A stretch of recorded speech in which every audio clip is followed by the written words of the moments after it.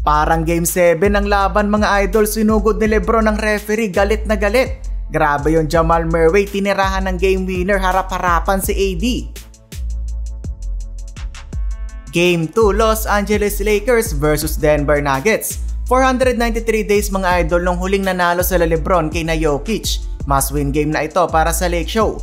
Laking bagay na makaisa sila sa home court ng kalaban. Kitang hindi na din nakasuot ng boot si Jarrett Vanderbilt. Nasali na din sa warm-up ng Lakers. Dahil maalat nung game 1, todo ensayo na ng tres si D'Angelo Russell.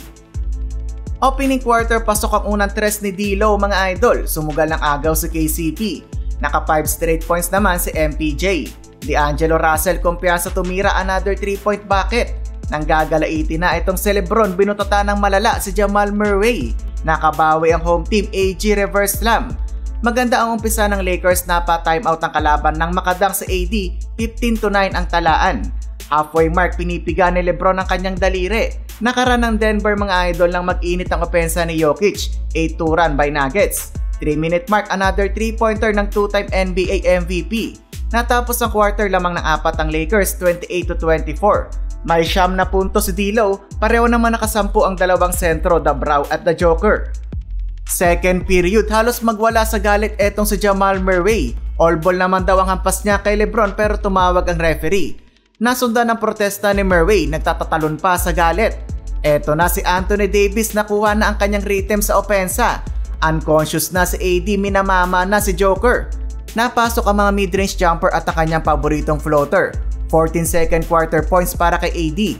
Habang nakasyam na puntos na naman si D'Lo, 3 of 4 beyond the arc. Lumamang ng hanggang 15 ang Lakers mga idol. Na-outscore nila ng malala ang home team 31-20. And ng first half 59-44 lamang ang LA Lakers. Meron ng 24 points si Anthony Davis.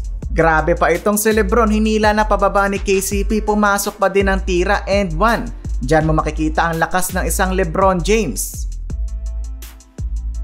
Third quarter, problemado na ang coach ng Denver, napapakamot ulo na sa init ng Lakers. Patuloy pa din ang opensa ng AD, tinirahan naman ni Lebron si Nikola Jokic. Pumasok na din sa wakas ang tres ni Austin Reeves. Pumalo ng 20 ang kalamangan ng Lakers. Late ng quarter, naka 15 tutura naman ang home team. Nasigawan daw ni Lebron si Coach Darvin Ham. Fourth quarter, nabuhayan ng crowd ng Denver na ibaba sa 5 ang lamang ng Lakers. Naku po, panay turnover na naman ng Lakers mga idol, kaya nakakahabol ang kalaban.